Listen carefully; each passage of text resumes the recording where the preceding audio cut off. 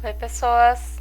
Então, agora sim vamos ver as vidrarias e equipamentos de laboratório, né? Vidraria, material e equipamento. Então, no vídeo está aparecendo a imagem de alguns materiais que são comumente utilizados no laboratório. Eu vou falar primeiro do cadinho, né, que ele é usado para aquecer coisas dentro da estufa ou dentro da mufla, que é um equipamento que a gente vai conhecer em laboratório. E ele é de porcelana, ele parece um copinho pequeno de barro. Ele lembra um copinho pequeno, tá? Próximo ao cadinho, a gente tem a cápsula de porcelana, que lembra uma cuiazinha ou um pote de tomar sopa, sabe aquelas canecas de tomar sopa? Pronto, a cápsula de porcelana, ela serve tanto para pesar coisas, mas ela serve também para aquecer, ela é usada principalmente para aquecer materiais. Almofariz e pistilo são duas coisas que estão próximas da cápsula de porcelana. Almofariz também lembra aquelas canecas de tomar sopa. E o pistilo, ele lembra aqueles pilão, sabe pilão, pilão de fazer tempero? Então, a almofariz e o pistilo funciona como pilão para fazer tempero, é utilizado para maçaricar materiais no laboratório. Sendo que o pistilo ele é cilíndrico, sendo que ele tem uma ponta mais arredondada que é usada para macerar esses materiais, machucar, como quem está macerando, por exemplo, esmagando um alho, por exemplo, tá? Mais adiante a gente tem rolhas, como rolhas de cobrir garrafa, tampar garrafa, né? Garrafa de vinho, etc. Ou de licor, rolhas comuns ou de mel, né? Nós temos também na imagem, a gente também tem uma imagem de alfinetes. Esses alfinetes são especiais para serem utilizados em laboratório, tipo o alfinete entomológico, que é utilizado para colocar inseto e de uma forma bonitinha, disposta para exposição, tá?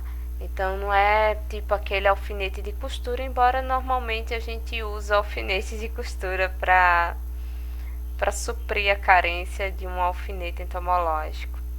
Um conta-gotas, também está aparecendo a imagem de um conta-gotas no vídeo.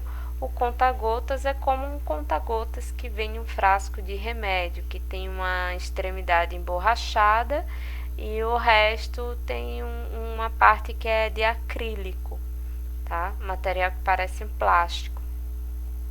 Próximo ao conta-gotas, a gente tem uma espátula que lembra muito a espátula utilizada na construção civil, que ela tem um cabo de madeira e a parte que funciona como a espátula é de metal. E próximo à espátula, a gente tem um bisturi que tem um cabo de metal e a lâmina que corta, né? O bisturi ele serve para cortar. Pronto, então aqui a gente viu alguns dos materiais que são utilizados. O cadinho, que lembra um copo, a cápsula de porcelana, que lembra uma caneca de sopa, o almofariz, que também lembra uma caneca de sopa, junto com o pistilo, que é um bastão cilíndrico com uma cabeça mais arredondada, achatada, que serve para maçaricar, rolhas, tipo rolha de garrafa de mel, alfinetes, conta-gotas, espátulas e bisturi. Agora está aparecendo uma outra imagem. Eu vou falar os nomes dos materiais e fazer a descrição. O primeiro material que tem é uma piceta, se escreve P-I-S-S-E-T-A. Ela lembra uma garrafinha de beber água normal, tá? Só que ela tem um canudinho para direcionar a água exatamente para onde você está jorrando. Essa piceta serve para armazenar água que venha a usar em pouca quantidade, água, seja ela destilada ou água da torneira, serve para armazenar álcool, enfim, um líquido que seja para utilizar no procedimento. Geralmente a piceta ela é utilizada para o mesmo tipo de líquido por toda a vida dentro do laboratório. Por quê? Porque geralmente as picetas são de plásticos e o plástico ele tende a aderir odores, ele tende a aderir material na sua crosta. Então, o interessante é que essa piceta seja utilizada sempre para o mesmo fim, ou água, ou álcool, ou qualquer outra coisa. Abaixo da piceta a gente tem a imagem de um papel de filtro. Esse papel de filtro ele serve para usar dentro de um funil para filtragem, tá? Esse papel de filtro ele pode ter gramaturas diferentes, ele vai funcionar mais ou menos como funciona o filtro de papel para coar café dentro de casa. E ao lado desse papel de filtro a gente tem um termômetro, tá? No termômetro de laboratório, a temperatura geralmente vai até 100 graus ou 110 graus, tá bem? E ele é tipo um termômetro antigo de aferir temperatura de pessoas dentro de casa, que não é digital. Ele tem uma coluna de um líquido que vai conforme a temperatura aumenta ou diminua, esse líquido ele vai passar por uma escala que é como se fosse uma régua que tem dentro desse termômetro, que a gente vai ver ali a graduação em graus Celsius, tá? Ao lado do termômetro a gente tem um bico de Bunsen, que é tipo o local onde vai sair gás para acender uma chama, caso precise de uma chama dentro do laboratório. Então, esse bico de Bunsen ele tem uma base quadricular. A partir do centro dessa base sai uma estrutura cilíndrica, que lembra um canudo, sendo que mais junto à base dessa estrutura cilíndrica existe como se fosse um T, né? Existem duas saídas. Uma é para um registro para fechar ou abrir, tá? E o outro é para colocar uma mangueirinha para entrar o gás. Como a gente tem uma mangueira que vai até o fogão para passar o gás de cozinha. Mais acima, esse cilindro ele continua, é onde sai a chama.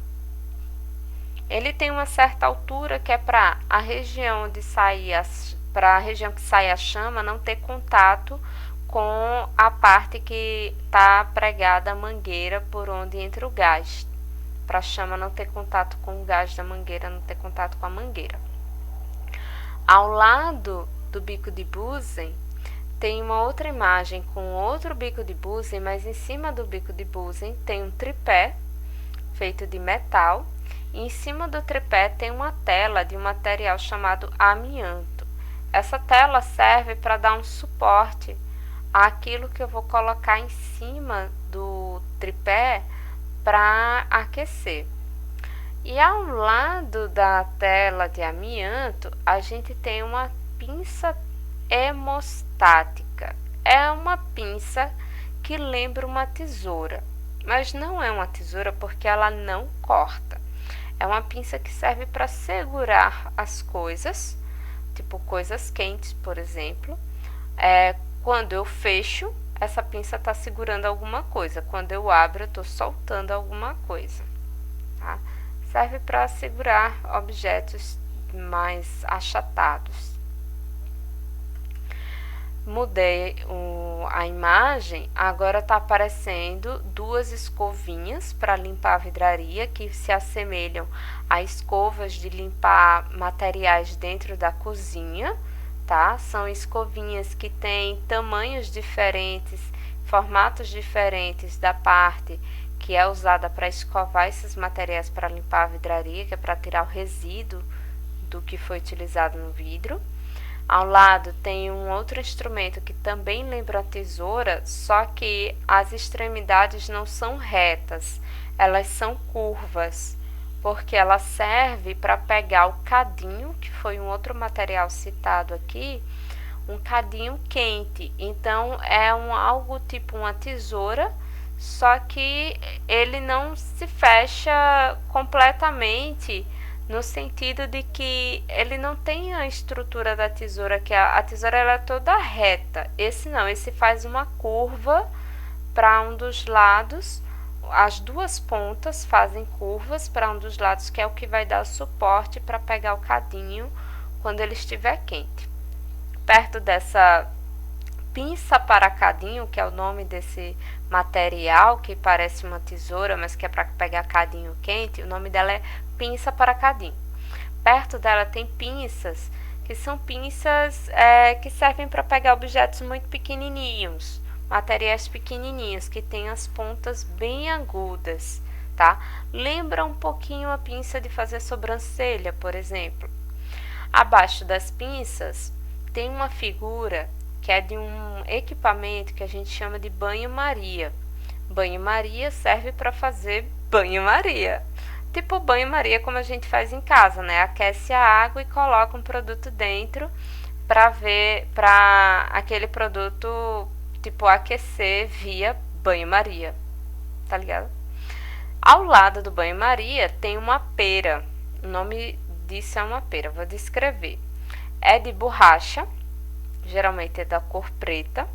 Aí na figura não tem cor preta, é branco mesmo, só tá para ver o contorno. Ele tem 3 válvulas que servem para apertar, para entrar ar ou para sair ar. E eu chamo de pera, na verdade o nome disso é pera, é pipetador tipo pera. Por quê?